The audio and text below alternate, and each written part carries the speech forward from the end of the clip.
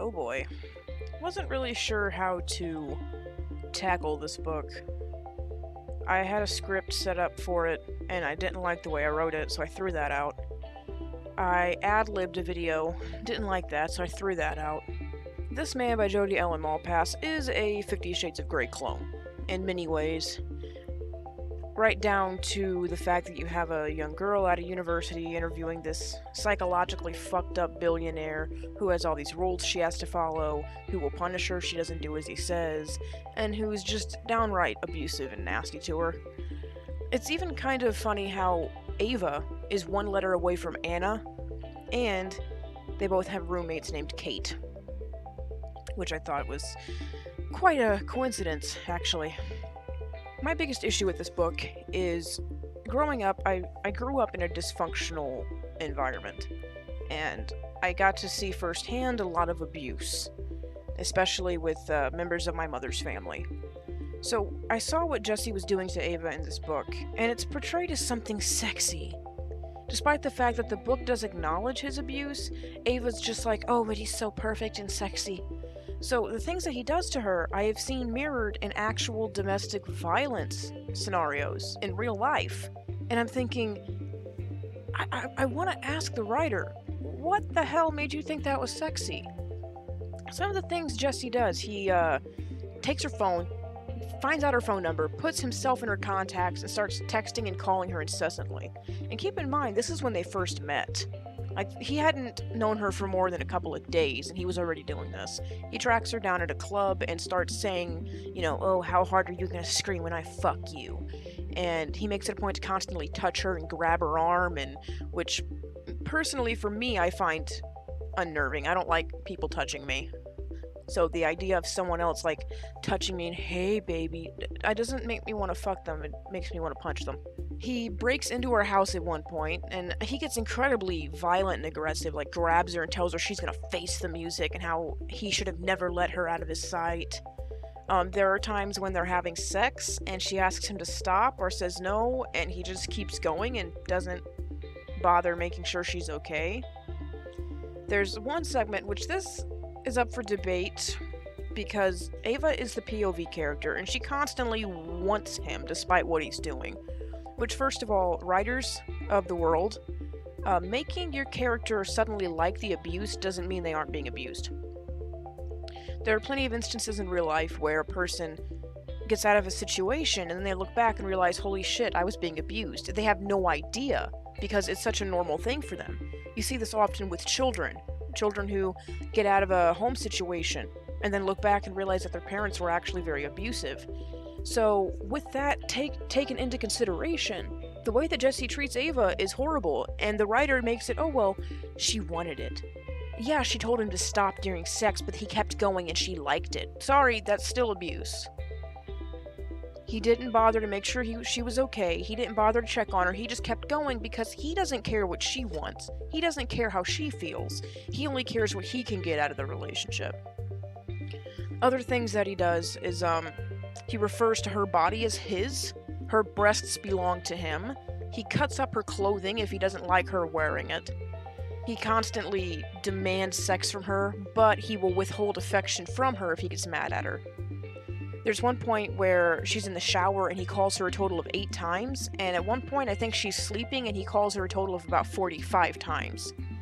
And when he can't get a hold of her later in the book, he starts harassing her friend and her friend's boyfriend and calls them a total of about 30 times.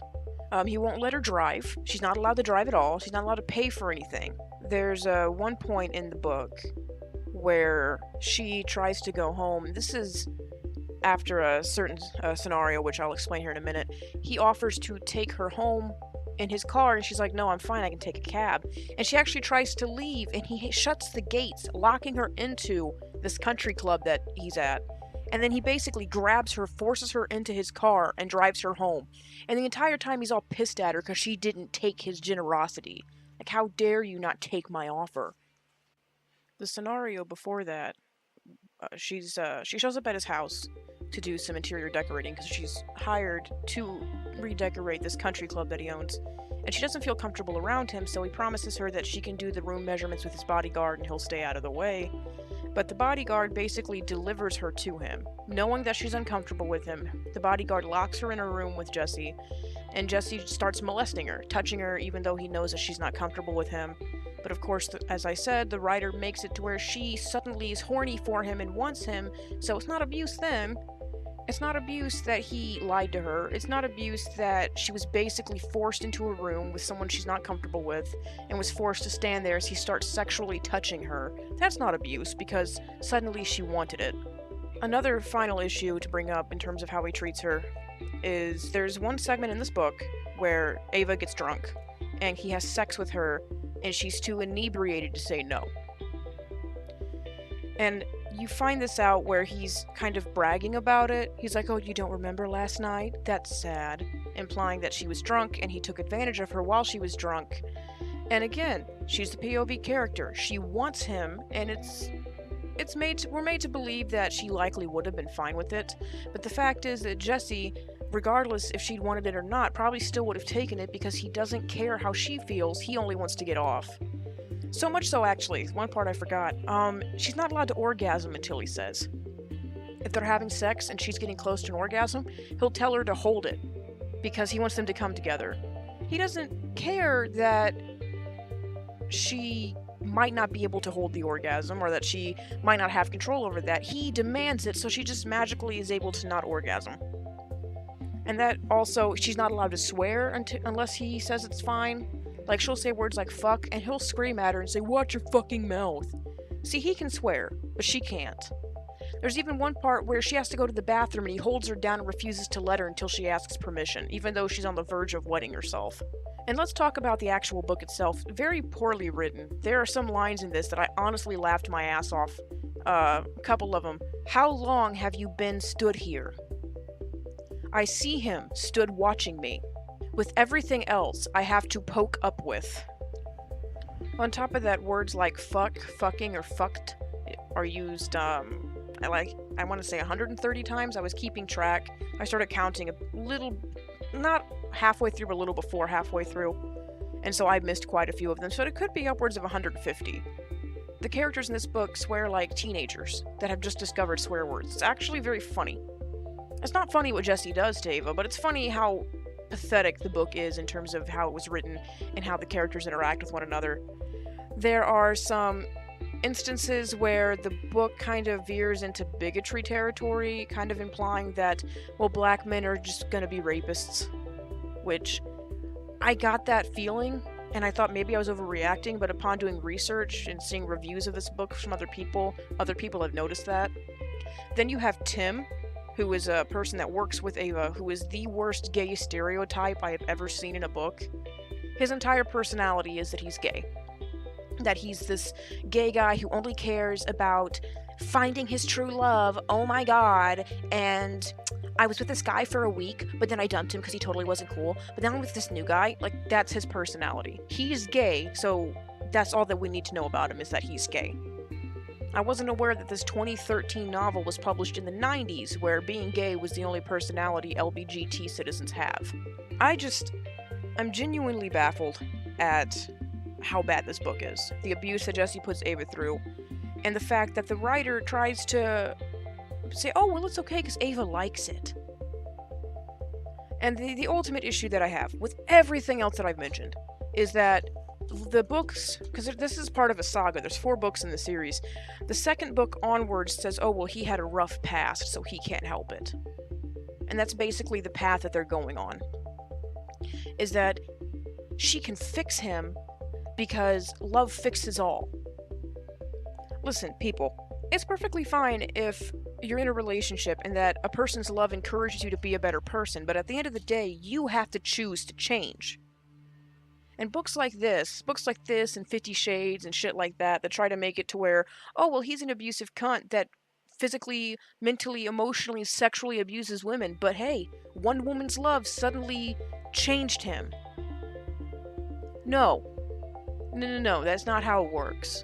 The fact that the book's also stating, or not this book, but the series as a whole is stating, oh, if you were abused or came from a rough background, then you're bound to be an abuser, because that's just how it works. But don't worry, the love of the right person can fix you.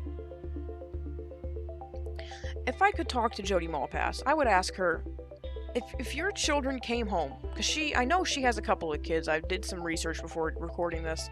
If one of your children came home, obviously when they're adults, and told you, Mom, this person stole my phone, has been stalking me, is abusive to me during sex, is constantly controlling what I eat, what I wear, when I can curse, won't even let me use the bathroom when I want.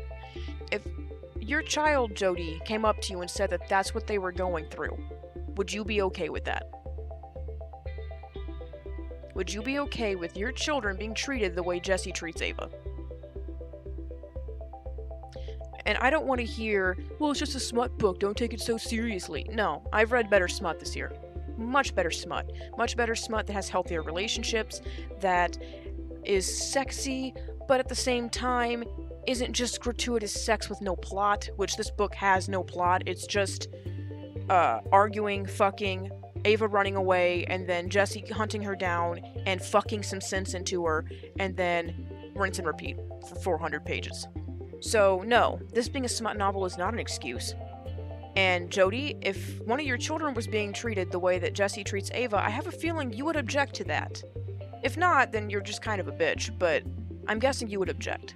Regardless, I'm obviously going to give this book a 0. It's probably the worst thing I've read so far. Even worse than Liquid Murder, Spatial Delivery, Demon Seed, Silent Night, Deadly Night. All of those books are better than this, and that's saying a lot, because all of those books suck ass. Guys, if you want romance, if you want smut, read something else. Please.